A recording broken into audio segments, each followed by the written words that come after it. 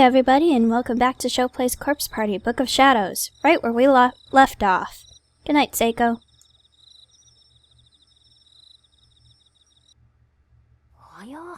Wow, that was quick. Seiko must have been exhausted.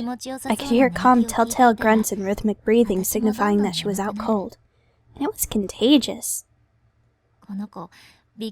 I couldn't get over just how much warmth her body was generating. The previous night was so cold, but this was perfect. She was like a hot water bottle. So warm. Whoa! You're awake? I can hear your voice even from the deepest sleep, Naomi. You've experienced that before during class. Remember? Is that some kind of ESP or something? And wait, were you sleeping during class? That's not good. Hey, I have a question. Huh? In the future, even after you get married, will you still spend time with me like this? What? Of course I will. Talk about a bolt from the blue. For true? For true. I mean, we're friends, you know? Through thick and thin. We always will be. Thanks.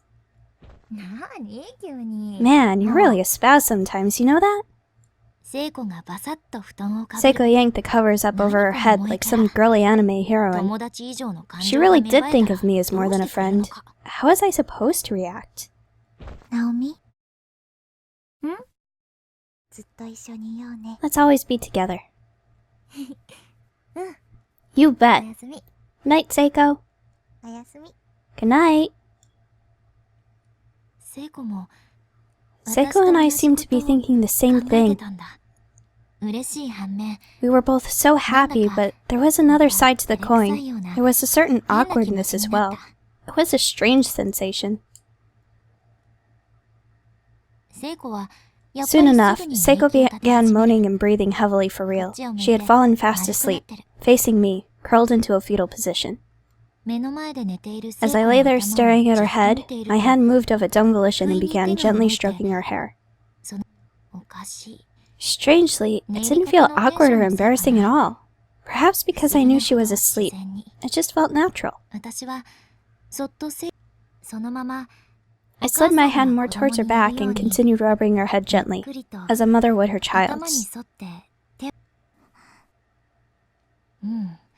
What a lovely shape her head was, perfectly round. I just keep stroking her hair, thinking about this and that.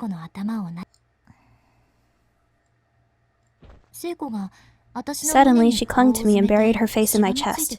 Was she still half awake? What a strange scene this was. But just for tonight, I was willing to let it slide.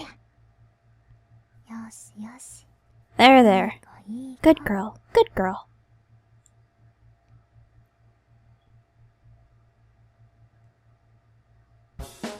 It's supposed to rain all evening, so make sure you both take an umbrella with you. Got it. Thanks for the loaner. Have fun today, and Shinohara, be sure to think about where you go on that date of ours. Yes, mother. She's not your mother, you know? Seiko had woken up ungodly early and pulled my futon away, forcing me up with a chill and a sneeze. We both combed our hair and put on our school uniforms. We scarfed down the breakfast my mom had made, and then flew out of the house. If we didn't hurry, we'd be late for setting up.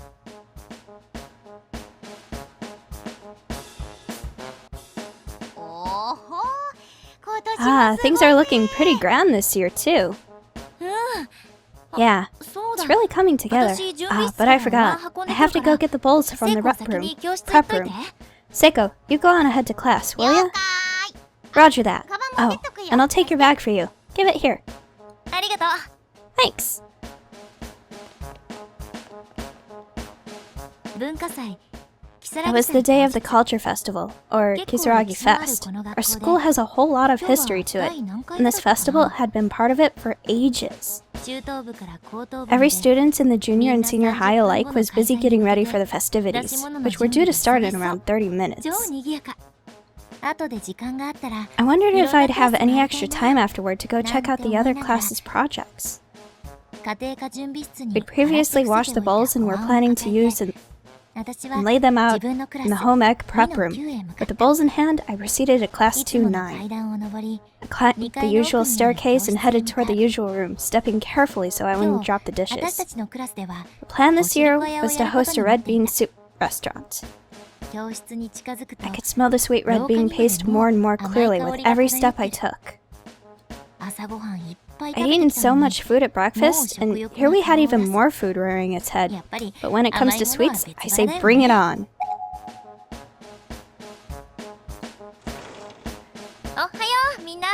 Morning, everyone. These look like there'll be enough bowls for today, don't you think?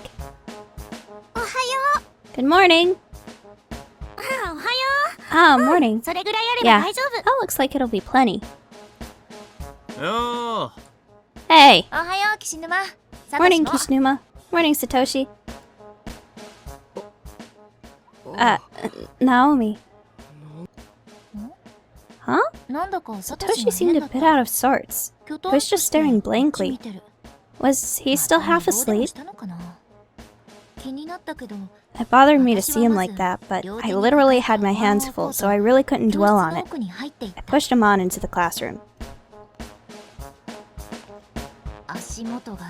I couldn't actually see what was in front of my feet, and I have to admit it was kind of scary. It would be a real challenge not to drop anything. Good morning, my dear.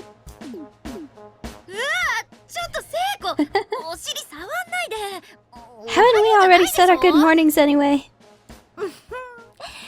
How can I resist an opportunity like this? Naomi, hands restricted, unable to fend off my advances.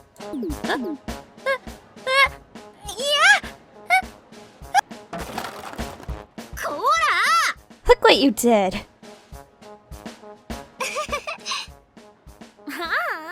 No, that's no good. Our tableware has to be kept clean. Guess we'll just have to go wash it all again. Here, I'll help. Thanks. Sorry for the trouble. So began the culture festival. All day we wore the clothes Suzumoto prepared for us and served red bean soup to our schoolmates. She had a lot of costuming experience, having worked on the side of things in the drama club for quite some time.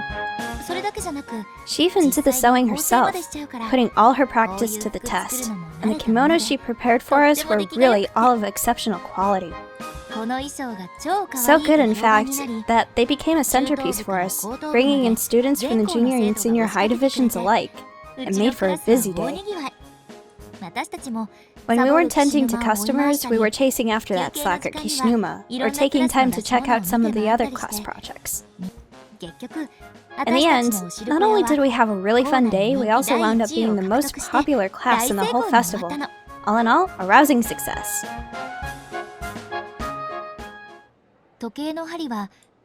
Finally, the clock struck 6.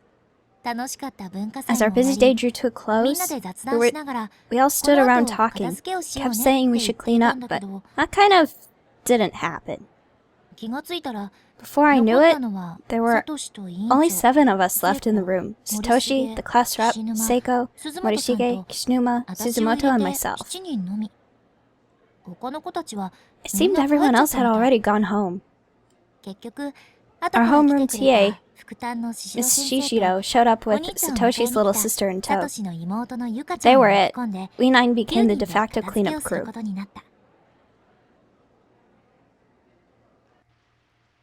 You're gonna rope Yuka into it? Ah, finally done. Good work, everyone. The place is looking like a real classroom again.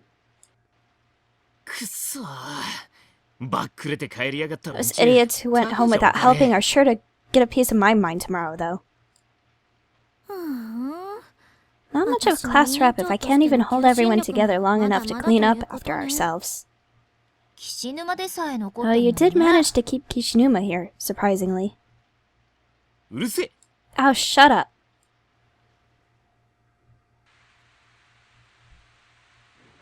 Suzumoto, I just wanted to say it's been really fun having you here these last few months. I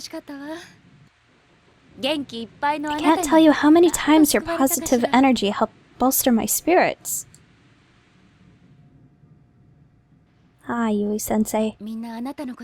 Always remember that you're loved and respected. We may not have said much to that effect, but we've all been watching you blossom here. I lent a hand where I could and did my best to help guide you, but ultimately, you walked your own path and have become a fine young woman. Miss Yui. It takes a special person to achieve what you've done without even realizing it. It's been an honor to serve you as your homeroom TA. I wish you all the best on your new school. Thank you. Unfortunately, this teary farewell brought us all back to reality. During the holidays following the culture festival, Suzumoto was being transferred. This was to be her last day at Kizuragi Academy High School. Everyone here loved her, so this was a sad occasion indeed. She was truly a kind person, possessing no ulterior motives and harboring no ill will toward anyone. The thought of her leaving was just plain depressing. But time waits for no one, and sadly, the time had come to say our goodbyes. As one final hurrah, our occult-obsessed class rep asked us to perform some friendship ritual called Sachiko Ever After. Upon mentioning it, she produced a paper doll from her bag. It looked a lot like those proxy dolls you'll sometimes see in Shinto shrines, designed to absorb bad karma in somebody's place. Visually, this whole thing seemed like the setup for a cursed seance or something. It was kind of scary, and I wasn't the only one who thought so. This is, well, it's a charm that I found on the internet. If we do it right, then all of us will be together forever. Or we'll always be friends anyway. That's the gist of it.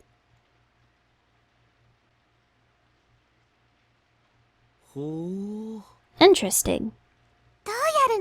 So, how does it work? No! Don't do this.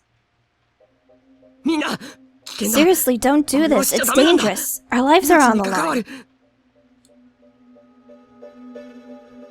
Satoshi!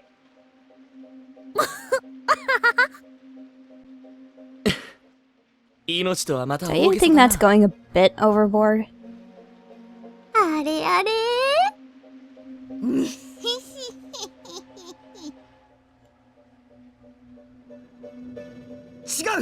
Look, I'm not joking. I'm dead serious here. Satoshi had always been easily spooked, and in true form, he was pleading for his life that we'd stop what we were doing. It didn't sound that scary, though.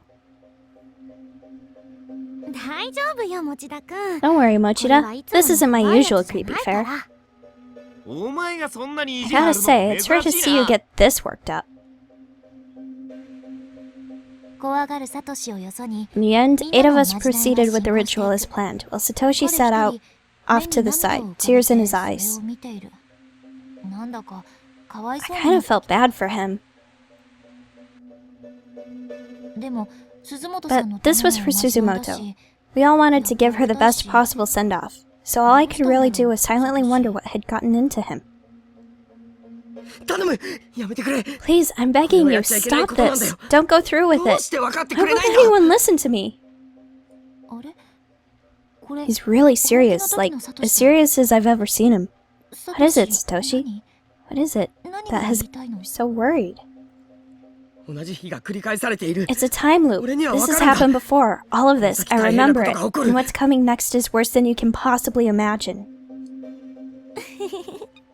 Sorry, but I'm through trying to convince you. Just be a good boy and wait for us to finish, okay? A time loop? Is he experiencing deja vu like me? Is some new destiny being born inside of him? Like the class rep had said before? Come to think of it, this does feel a little familiar. This room, this atmosphere, this charm. I obediently dug my nails into the paper doll, but all the while, I was frantically foraging through my memories, trying to figure out what I was missing. We're going to pull on it until it rips apart into 9 pieces, okay? On the count of 3.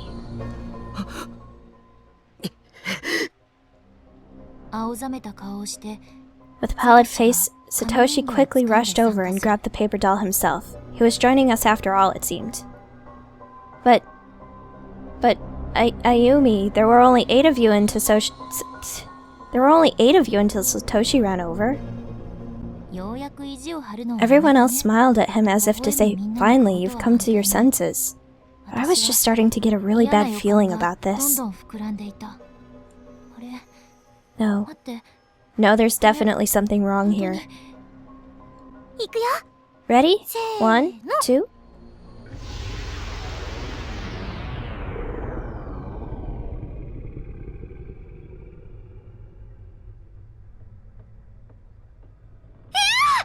No! As soon as I reached the hallway, I fell to my knees with a thud.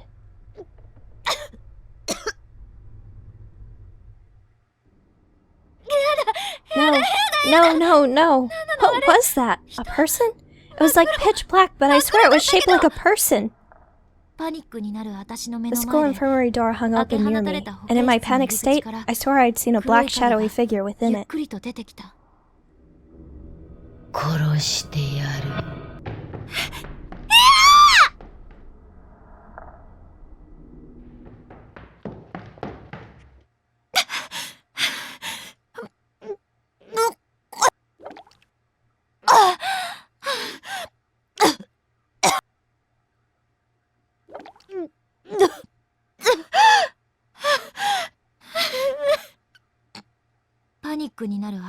My mind had been completely overtaken with fear. What was that? What just happened? That dark, misty entity came toward me and entered my body from every orifice. It came in through my ears, through my mouth. I felt an enormous lump in my throat, blocking the flow of air into my lungs and momentarily teetering me on the brink of unconsciousness.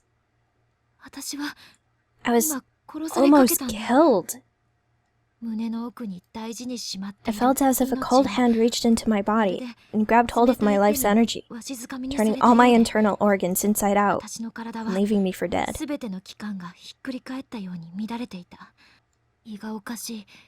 My stomach was churning, my bowels were on fire, and my legs were all twisted around themselves. Can pressure alone disrupt the human body this much? The odor and flavor of my own gastric juices still gnawing at the back of my throat. I felt like I was going to throw up again, but I held it in.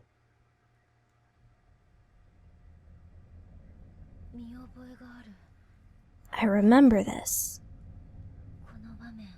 This place. These circumstances. I've been here before. I know I have. After performing the Sachiko Ever After ritual, there was a hellish noise, then a huge hole appeared in the floor.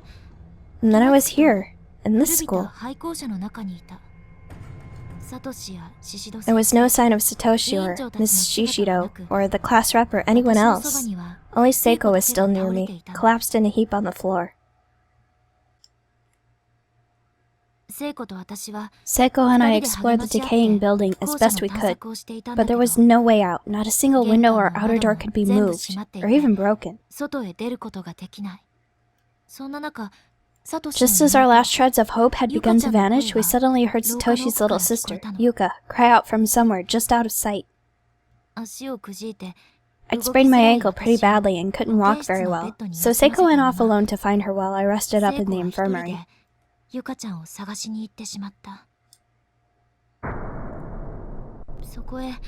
And that's when the dark, shadowy figure showed up and began attacking.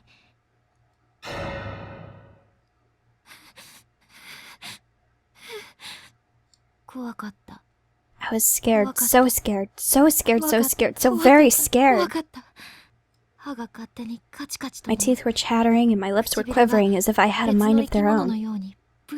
As if they had a mind of their own. Why would she leave me alone like that? I told her I'd go with her to look for Yuka, so why? Why did she leave me behind? Is it going to slow her down? Was I going to get in her way?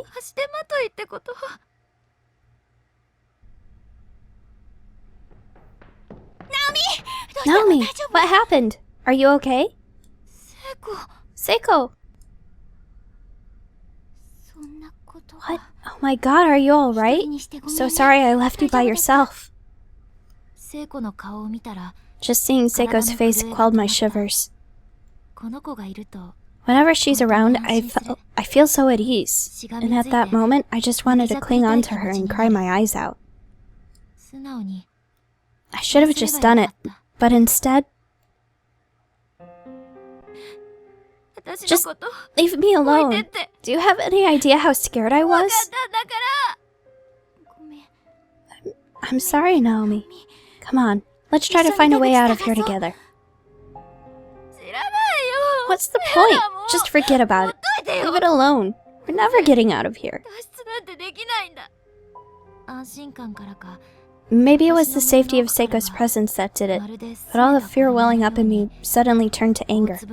I was like a spoiled child. Nothing good could come up lashing out like this. Seiko didn't do anything wrong. I knew that, but I couldn't stop myself from saying what I did. She was genuinely concerned about me, and I'd sworn to myself that I'd protect her, but my sense of reason was fighting a losing battle. You realize we've gone missing, right? How do you think my mother's going to feel? She's going to be worried sick about me, and there's nothing I can do. Naomi, please, don't say things like that. It's going to be alright. Like hell it is. She's going to keep searching for me until the day I finally come home. She has work, you know? This whole situation, it's not right. As long as I'm here, I'm nothing but a nuisance to her. I'm a terrible daughter.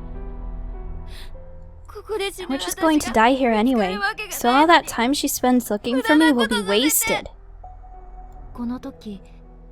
By this time, my mind had been completely overtaken. I wasn't myself anymore. I was running on autopilot, horrified by the words coming from my mouth. No, I know how this ends. You're wrong! Families aren't like that. It won't be a nuisance. It won't be a burden, and you're not terrible. I don't know exactly how to say this, but when there are loved ones involved, you'll do anything for them. There it was again, deja vu. Everything was falling into place. I knew what was going to happen. I knew what fate had in store if we continued down this road. But I guess I could see where you're coming from. Your mother is a really kind person. The last thing you'd want to do is worry her. That's why we need to make sure that doesn't happen. Right, Naomi? We need to get back home. I don't know how it is for you and your family, but normal people don't work that way. Naomi, come on. No, it's happening. Seiko's going to get hanged. She's going to die.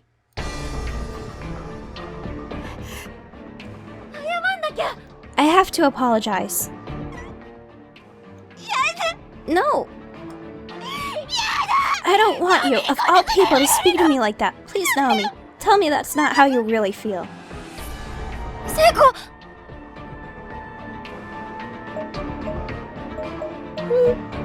I'll decide next time, so I'll see you then.